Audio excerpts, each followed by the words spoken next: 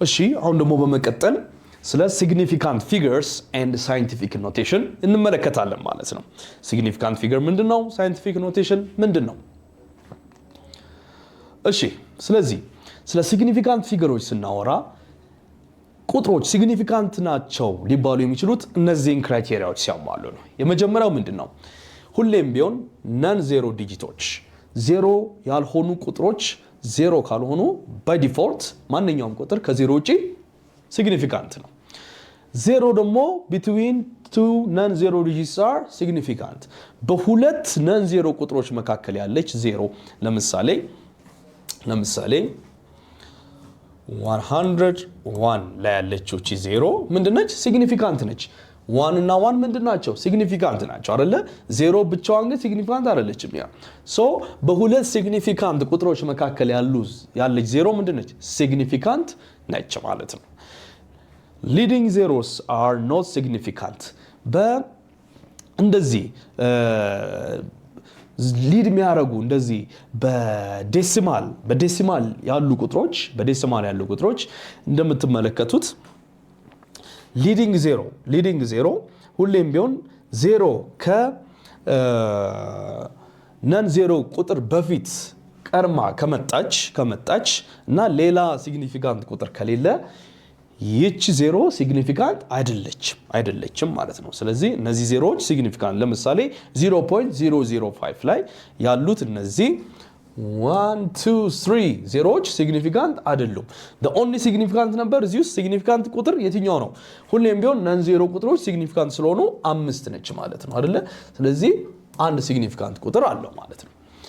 ለምሳሌ 2500 ስንት ሲግኒፊካንት ቁጥር አለው? ስንት ሲግኒፊካንት ቁጥር አይና ሁለት ሲግኒፊካንት ቁጥር አለው አይደለ? ለምሳሌ እዚህ ጋር ደግሞ 2500 ነጥብ 0 ግን ካለ ስንት ሲግኒፊካንት ቁጥር አለው? 5 ሲግኒፊካንት ቁጥር አለው። 5 ምክንያቱም ከነጥብ በኋላ 0 አለች አይደለ? 0 አለች እዚህ ጋር። ነገር ግን ከሷ በፊት ደግሞ ምን አለ? ሲግኒፊካንት ቁጥር አለ አይደለ? ስለዚህ ያ ሲግኒፊካንት ቁጥር ካለ እነዚህ ዜሮዎች ምንድናቸው ማለት ሲግኒፊካንት ናቸው ማለት ነው። ስለዚህ አጠቃላይ ስንት ይሆናል? 1 2 3 4 5 ሲግኒፊካንት ቁጥር ይኖረናል ማለት ነው። ነገር ግን እዚህ ጋር ኖርማሊ ዜሮዎቹ በሁለት ነን ዜሮ ቁጥር ወይንም ደግሞ በሁለት ሲግኒፊካንት ቁጥር መሃል አይደሉም። ስለዚህ ሲግኒፊካንት ሊሆኑ አይችሉም ማለት ነው እዚህ ጋር ያሉ ዜሮች። ነገር ግን እዚህ ጋር ያለችው ፖይንት ከፖይንቷ በኋላ ልብ በሉ ዜሮ ካለች እቺ ዜሮ ምንድነች ማለት ነው? ሲግኒፊካንት ነች ማለት ነው። ሲግኒፊካንት ነች። ነገር ግን ከሷ በፊት ደግሞ ምን አለ? እዚህ ጋር እንደምትመለከቱት ሁለት ዜሮዎች አሉ አይደለ? ከሁለቱ ዜሮዎች ደግሞ በፊት 2 እና 5 አሉ። 2 እና 5 ምንድናቸው? ሲግኒፊካንት ናቸው። ስለዚህ በሁለት ሲግኒፊካንት ቁጥሮች መካከል ያሉ ዜሮዎች ምንድናቸው? ሲግኒፊካንት ናቸው። ስለዚህ አጠቃላይ 5 ሲግኒፊካንት ነምበር ወይንም ሲግኒፊካንት ቁጥር ይኖረናል ማለት ነው።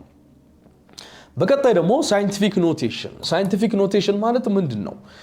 ትልቅ ቁጥሮች ወይንም ደግሞ በጣም ትንንሽ ቁጥሮች ሲኖሩ እነዛን ኢዚየር በሆነ መንገድ ወይንም ደግሞ ቀለል ባለ መንገድ ለመግለጽ ካስፈለገ የምንጠቀምበት የኖቴሽን ሲስተም ይባላል፣ ሳይንቲፊክ ኖቴሽን ይባላል። ስለዚህ ዓላማ ምንድነው? እንደተባባልነው በጣም ትልቅና ደግሞ በጣም ትንሽ የሆኑ ቁጥሮችን ለመግለጽ የምንጠቀምበት መንገድ ነው። ለምሳሌ እዚህ ጋር ያለችው ቁጥር ስንት ነች? 6,500,000 ነች አይደለ? 6,500,000 ብለን ጽፈን ስፔስ ከምንይዝ በአጭሩ 6.5 ሲባዛ 10 ስድስተኛ አድርገን ጽፈን መግለጽ እንችላለን ማለት ነው አይደለ? 10 10 power of 6 አድርገን መግለጽ እንችላለን ማለት ነው። በቀጣይ ደግሞ እዚህ ጋር ሌላ አሳይመንት አለ። ምን ይላል? convert 0.00045 to scientific notation። ስለዚህ እንዴት አድርገን ነው ማለት ነው እሱ የምንገልጸው? ከሌፍት to the right ምን እናደርጋለን? ካውንት እናደርጋለን። እቺ ነጥብ አለች አይደለ? ነጥቧ አሁን ወዴት ነው የምንቆጥረው? ከዚች ከነጥብ ቦታ ተነስተን 1 2 3 4 ብለን እንሄዳለን ማለት ነው። ስንት እንላለን? 1 2 3 4 ዴሲማል ፖይንቷን እንወስዳታለን ማለት። ስለዚህ ስንት ይመጣል ማለት ነው? 4.5 ይሆናል ማለት ነው። አራት ቦታ ስንት ታይምስ 10 the power of ስንት ነው የምናደርገው? 1 2 3 4 አይደለ? ስለዚህ 4 ትሆናለች። ነገር ግን ልብ በሉ ይሄኛው ባይ ዲፎልት ማለት ነው በነጥብ ቤት ያለ ቁጥር ነው አይደለ?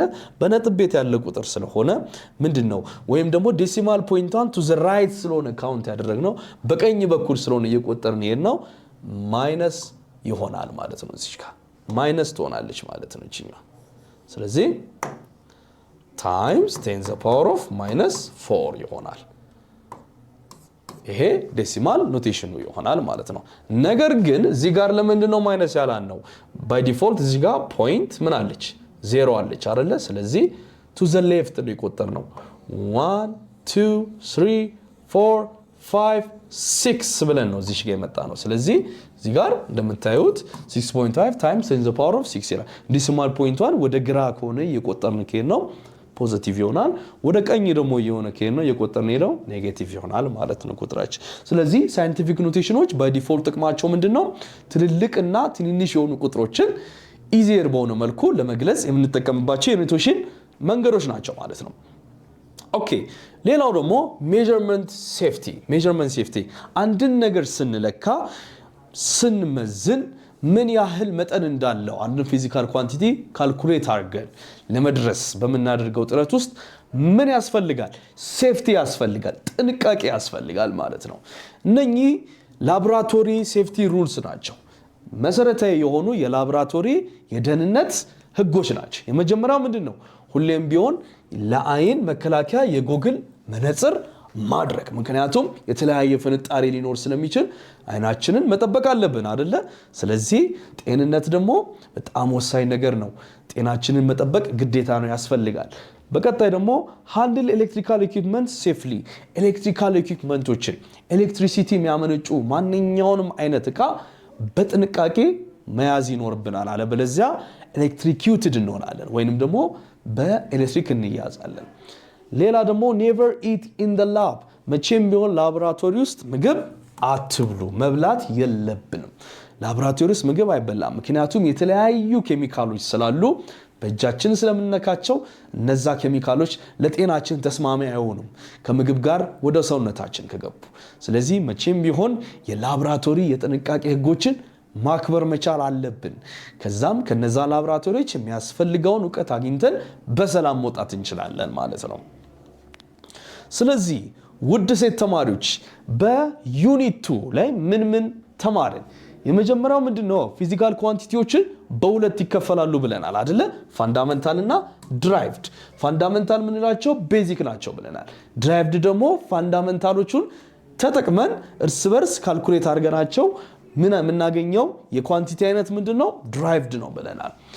ስለ ኢንተርናሽናል ሲስተምስ ዩኒት ደግሞ ተነጋግረናል አይደለ? ዩኒቨርሳል ስታንዳርድ ሜዠርመንት ይሰጡናል ኤስአይ ዩኒቶች። የኤስአይ ዩኒቶች ቅቡልነት ዓለም አቀፍ ነው የሚለው ነገር ተነጋግረናል። አኪዩሬሲ ደግሞ ምን ላይ ዲፔንድ ያደርጋል ብለናል? ፕሪሲሽን ላይ አይደለ? በጣም ፕሪሳይስ የሆነ ስኬል ባለን ቁጥር የሜዠርመንት ቱላችን ሞር ፕሪሳይስ በሆነ ቁጥር ስኬሉ ሞር አኪዩሬት መረጃ እናገኛለን ወይንም ደግሞ ትክክለኛ መረጃ እናገኛለን ማለት ነው። ዩኒት ኮንቨርሽኖችን ደግሞ ተመልክተናል። ከአንድ ዩኒት ወደ ሌላው ዩኒት እንዴት መቀየር እንደሚችል የአንድ ፊዚካል ኳንቲቲ ልኬት ተመልክተናል።